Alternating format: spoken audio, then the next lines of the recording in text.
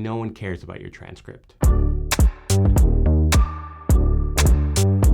One of the first things I tell new PhD students is that you're only kind of a student. It's a bit of a misnomer. Yes, you're entering into a PhD program.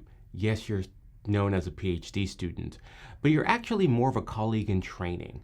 You were admitted by your advisor for your potential to become basically like them, a colleague who's interested in investigating something within your discipline and contributing to new knowledge. Where some of the confusion starts is that some of that initial training looks a lot like a bachelor's or a master's degree. You take classes, you learn things, you turn in assignments, and you do things that traditional students would normally do. And you can almost see it as a transition, right? You start doing things you're accustomed to, taking classes, writing papers, contributing in a class discussion. But all of these are scaffolds. They're not what the job is. One of the key things that distinguishes this experience from any other academic experience where you're just getting another degree is a dissertation. Now, the dissertation is sort of that final step that demonstrates that you are capable of doing independent research. The whole point of the entire experience is to train you to be able to make that contribution. So that last thing that you do, your dissertation, that's a signal that this person is ready to independently contribute to a body of knowledge. Now, that's a huge responsibility, and it's different than just getting a degree. It's why you shouldn't simply see yourself as another student. You are a person who is being trained to contribute to an entire body of knowledge. Maybe it's a small contribution that only you and a handful of people notice, but that's what science is making these tiny contributions that build upon one another so that eventually people could stand on your shoulders and keep pushing the boundaries of your discipline forward so that we're learning new things that make life better for everyone else. The first thing that you should forget are your grades.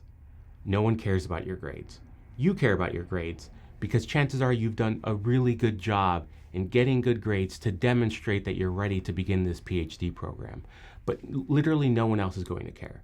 Now, people will care if you fail or if you do not demonstrate competence, but the difference between an A and an A-, no one cares. The difference between a B+ and an A-, someone might care, but no one that you should care about, no one whose opinion matters. If you get an A-, chances are there's just something that could have been better about the thing that you did.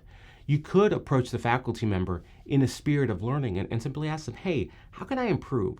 What did I do here that might have signaled to you more mastery? Right? But that's different than, why did I get an A-? Can I please have an A now? No one's looking back and saying, hey, Stephen got that B- when he was at the University of Michigan.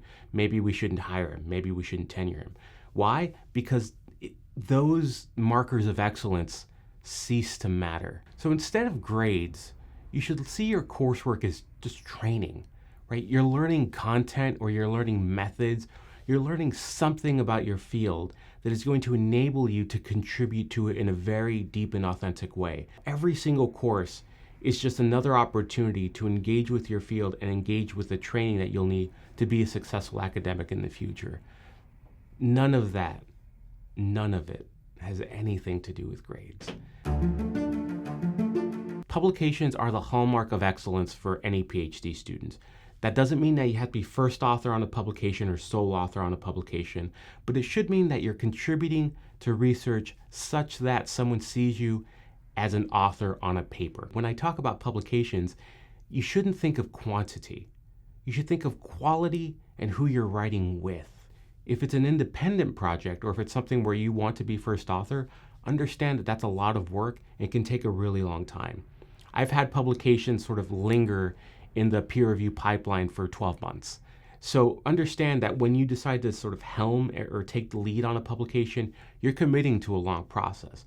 That's why often I tell PhD students that you should really think about contributing to work that's already happening for a couple of reasons. One, your advisor probably wants you to help with their research agenda. That's one of the reasons we admitted you, is so you could help us think through new things and do some work that we need to have done. The second is because your professors and your faculty have experience navigating that publication pipeline. So you're not going to necessarily need to worry about a lot of things, like logging into the editorial system, which is just a nightmare, or actually submitting and formatting the publication. You might be asked to do some of those things, but really the responsibility will rest with the first author and or the corresponding author. So instead, when it comes to publications, think of low-hanging fruit and the ways that you can contribute to get experience in writing a manuscript and seeing the process of it being written, revised, submitted, resubmitted, accepted, revised again for some reason, and then edited. And sometimes when it gets to that editing stage or the proofreading stage, realizing that the typesetter, not really typesetter because it's all digital, but the person who does the job of a typesetter just messed a bunch of things up and now you have to fix those. That's a long process, but it's important for you to become familiar with it. There are a lot of external fellowships or awards that you can pursue. Get to know what they are for your field. Sometimes they'll just be an award, like a dissertation award. Sometimes it'll be something more like a doctoral consortium. Find these external opportunities for you to contribute to your field and to be recognized for your work. Ask around. You should also look inward. Often there'll be a lot of internal awards or pots of money that your institution, your unit, or your school have for their PhD students. These can be something like research grants to help you do your dissertation work or get a research project off the ground. So find these internal opportunities and apply for them or ask to be nominated. Find the thing that you're interested in and make it yours. Find it. Find it because that's what's going to help keep you going. That's what you'll be passionate about. That's what you'll constantly want to engage in. Your dissertation is sort of the inflection point that brings all of this together. Now, often students think about dissertations in ways that are somewhat unhealthy, right? As this magnum opus that's going to be the best thing that you've ever written, so it has to be perfect. It's not that. It will never be the best thing you've ever written. It will simply be the thing that demonstrates that you're capable of doing independent research.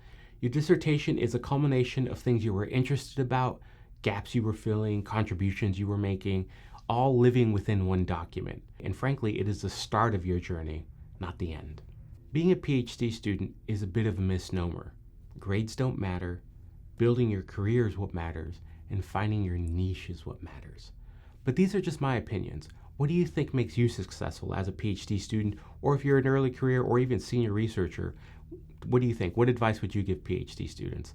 Put them in the comments below because everyone can learn from everyone else's experience.